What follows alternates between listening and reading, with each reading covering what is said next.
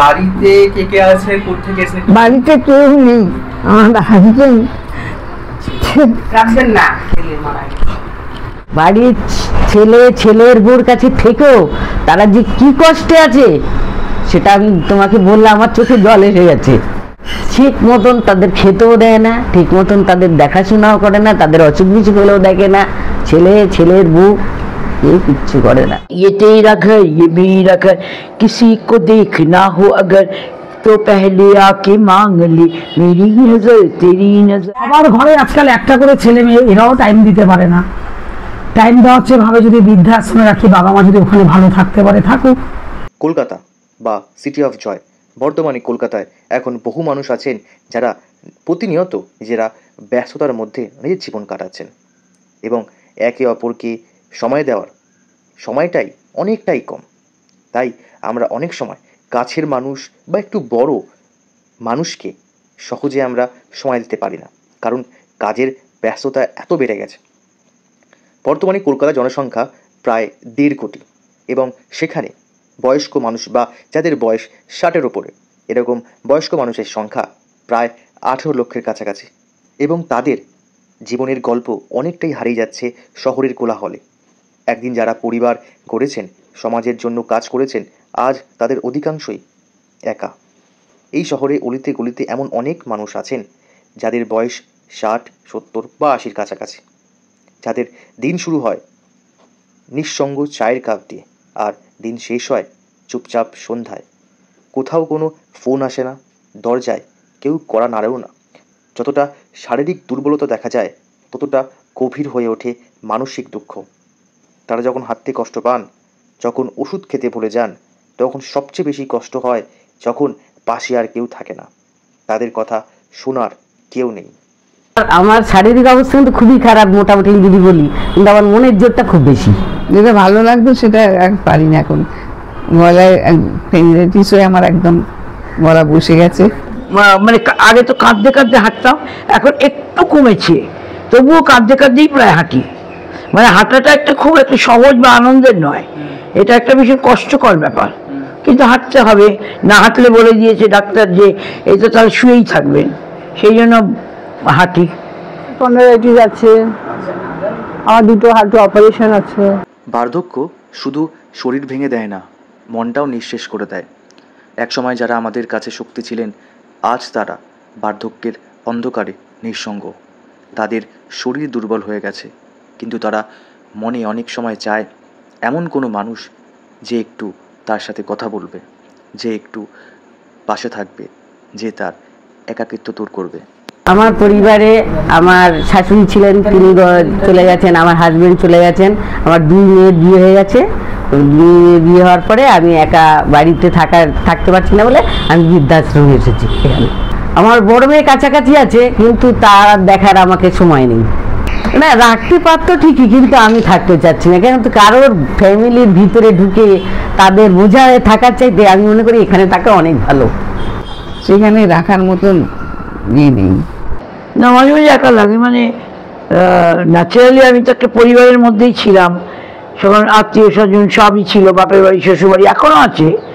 নেতাজিনগরে থাকতাম, একা হয়ে গেলাম, এই জন্য ছেলেও তো ছিল, ছেলে বাইরে চলে গেল, তো ছেলের বাড়িতেও ছিলাম, কিন্তু সেখানে ওরা এত ব্যস্ত, মানে ভালো লাগলো না, বললাম যে বৃদ্ধাশ্রমে দিয়ে যেতে। এই জেনারেশন কিন্তু একদম পাল্টে গেছে, তারা সবাই ব্যস্ত, মা বাবার পেছনে কী করে থাকবে, লোক রাখলেও তারা আসে না, তখন বাধ্য হয় দিতে। কিছু মানুষ বৃদ্ধাশ্রমে থাকেন, কেউ সন্তানদের চাপে, কেউ স্বেচ্ছায়, আবার কেউ একেবারেই বিকল্পহীন হয়ে। কিন্তু এমন পরিবেশেও তারা আশা হারান না, তারা অপেক্ষা করেন, মনে করেন কেউ একদিন এসে তাদের পাশে বসবে, একটু গল্প করবে, তাদের হাসি দেখতে চাইবে। এটা কি আমাদের দায়িত্ব নয়? একদিন যখন আমরা সেখানে পৌঁছাবো, তখন কি কেউ আমাদেরও পাশে থাকবে? সত্যি কথা, একদম একদম সত্যি কথা বলছি, আমি কখনো একা মনে করি না। আমি মনে করি এরাই আমার 5 জন আমার সব।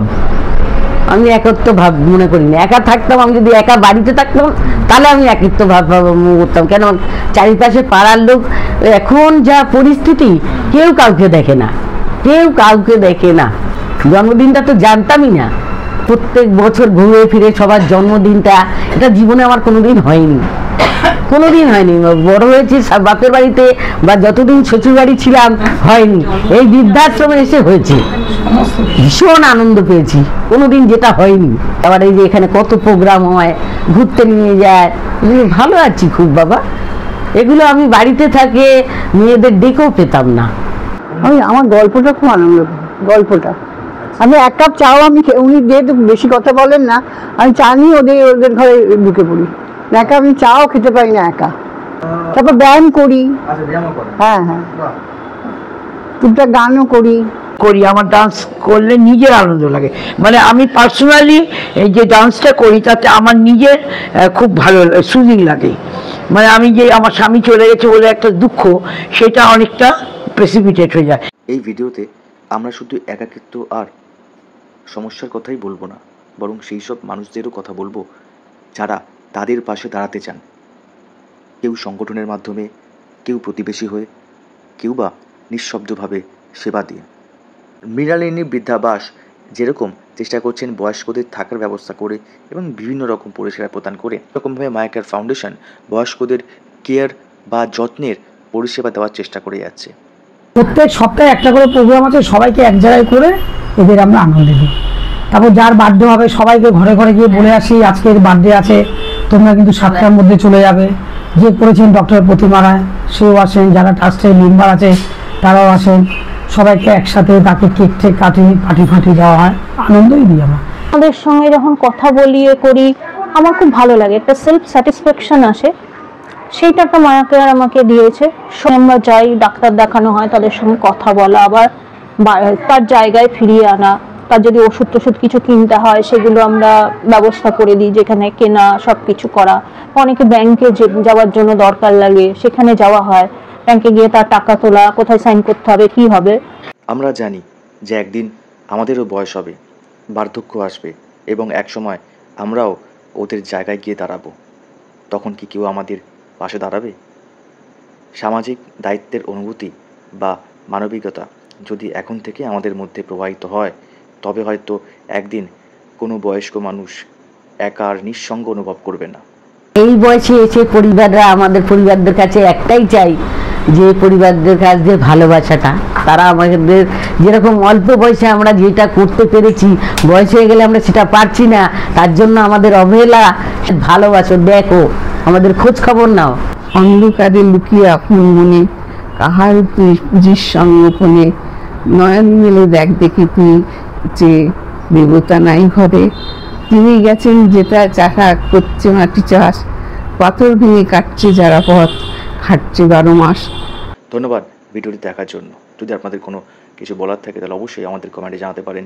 এই ভিডিওটি যদি আপনাদের ভালো লাগে তাহলে অবশ্যই ভিডিওটিতে লাইক করবেন এবং অন্যান্য মানুষের কাছে পৌঁছাতে শেয়ার করবেন। ধন্যবাদ ভিডিওটি দেখার জন্য।